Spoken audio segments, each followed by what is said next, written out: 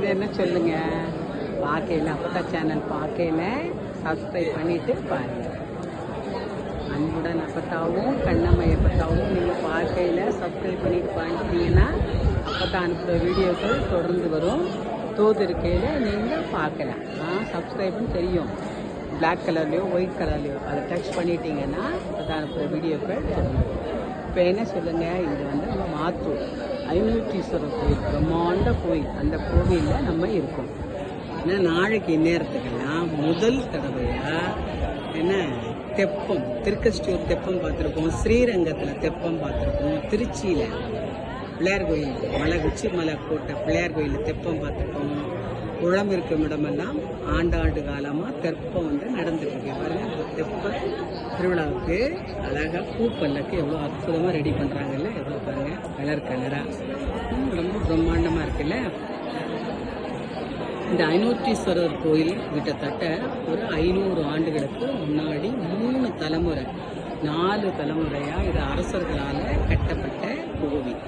ஆனால் இங்கே வந்து ஆனந்த முனீஸ்வரர் மகிழமரத்தடி முனீஸ்வரர் இருக்காங்க. இவங்க வயசு என்ன தெரியுமா, கிளையா ஆலமரம் மாதிரி மகிழம்பூ சொல்லுவாங்கல்ல, மகிழம்பூ. மகிழம்பூ எவ்வளோ இருக்கும், ரொம்ப வாசனையாக கமக்கமான்னு இருக்கும். மகிழ மரத்தடிமாங்க. அது மகிழ மரத்தடியில் இன்னும் கிளைகள் இருக்குது, பூ பூக்குது. 1000 வருஷங்களாக மரங்கள் வந்து ஆலமரம் மாதிரி வளைஞ்சு நெளிஞ்சு அழகாக முனியையா அவ்வளோ அற்புதமாக அருள் பாலிக்கிறாங்க.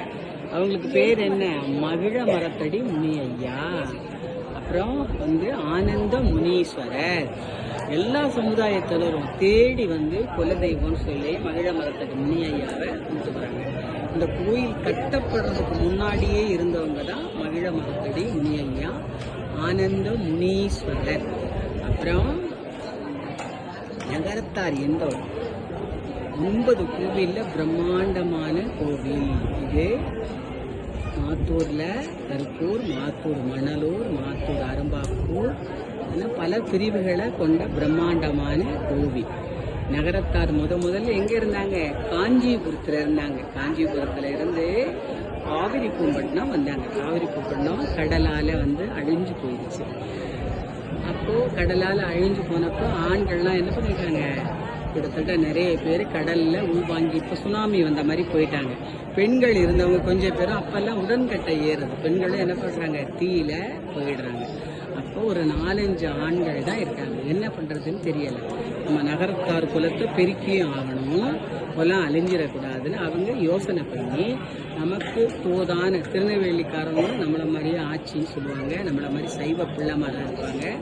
பிள்ளைமாறு திருநெல்வேலி பிள்ளைமாரில் ஒரு பெண் எடுத்து நம்ம சமுதாயம் உருவாச்சு. அப்படியே நம்ம சமுதாயம் பெருகணும்னு அதை ஸ்டாப் பண்ணிட்டு நகரத்தார் அப்படின்னு வச்சாங்க.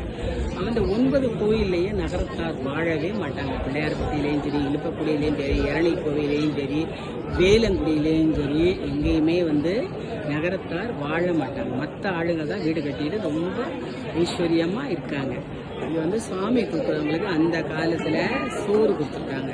புளியோதரையும் சக்கரை சாதம் அந்த காலத்துலேருந்து மண்டகப்படியாக கொடுத்துட்டு வராங்க. ஆனால் இப்போ நாட்டாரையும் அழைச்சி நாட்டார் பிரம்மாண்டமாக நாதஸ்வரத்தோடு அழைச்சிட்டு இருந்தாங்க.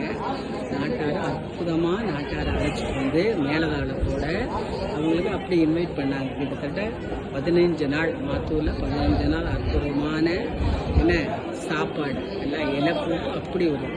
அந்த காலத்தில் கும்பாபிஷேகம் நடந்தப்ப அந்த தேவகோட்டையில் ஜமீன்தாரியான்னு இருக்கவங்க என்ன பண்ணாங்க, எல்லார்கிட்டையும் பணம் வசூல் பண்ணி நிறைய டெபாசிட் போட்டு வச்சதுனால அதில் வர இன்கமில் இப்போ இப்படி சாப்பாடு அன்னதானம் ரொம்ப பிரம்மாண்டமாக இருந்தது.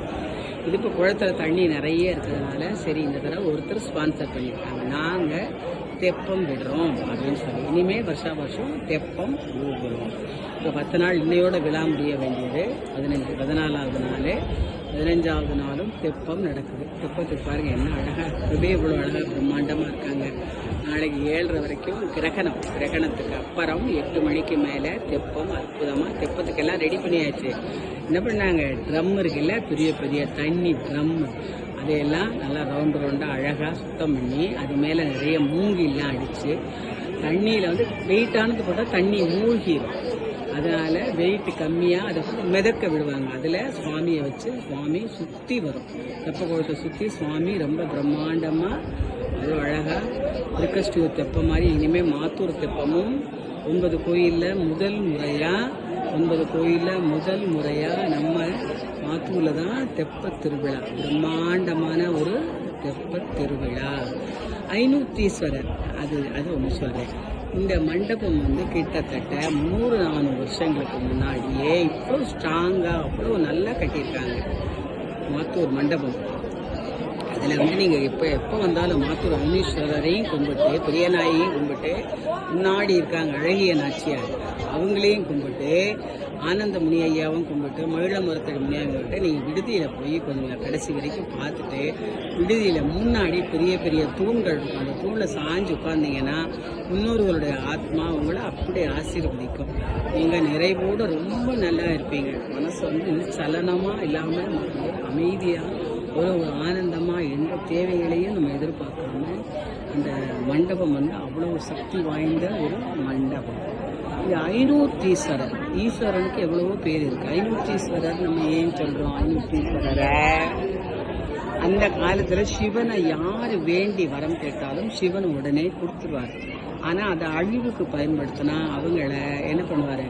அவங்க அழிவுனாலே, வரம் வாங்கின அழிவுனாலே அவங்க அழிஞ்சு போயிடுவாங்க. ராவணன் அப்படித்தானே போனானே. அதனால் அந்த ஒரு அடியார், சிவனடியார், அவருக்கு போய் ஆசை வரலாமா? அவருக்கு போய் ஆசை வந்திருக்கு.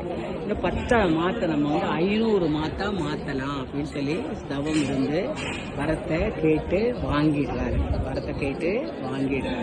சிவனும் அந்த வரத்தை கொடுத்துட்றாரு.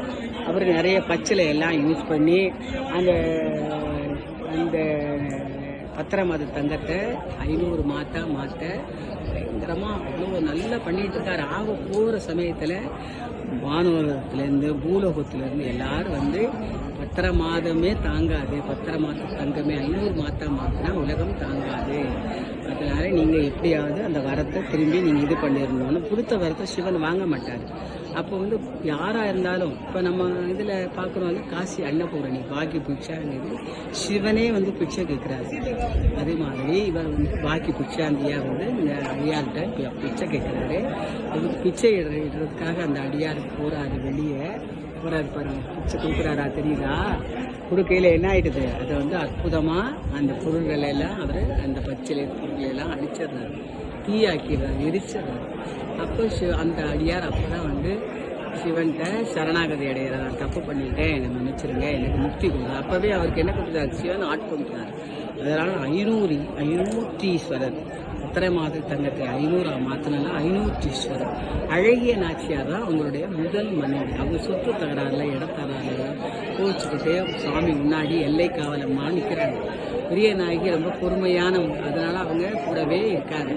இந்த 10 நாள் திருவிழாவில் முதல் 3 நாள் அழகிய நாச்சியாருக்கு தான் அற்புதமான ஒரு திருவிழா. அவங்களுக்கும் கழுத்தீடு இருக்குது, அவங்களுக்கும் தங்க அங்கி இருக்குது. அவங்க வந்து சப்பரத்தில் அவ்வளோ அழகாக பிரம்மாண்டமாக அலங்காரம் பண்ணி ஊரையே சுற்றி வரும். இந்த 10 நாளும் காலையிலேயும் சாயங்காலமும், காலையில் உற்சவமூர்த்திக்கு அபிஷேகம், சாயங்காலம் வந்து உள்ளே இருக்க மூலவருக்கு அபிஷேகம். காலையிலேயும் சாமி சுற்றி வரும், சாயங்காலமும் சாமி பஞ்சரத மூர்த்தி சுற்றி வரும். அற்புதமான அருமையான ஐநூத்தீஸ்வரர் தெப்ப திருவிழா.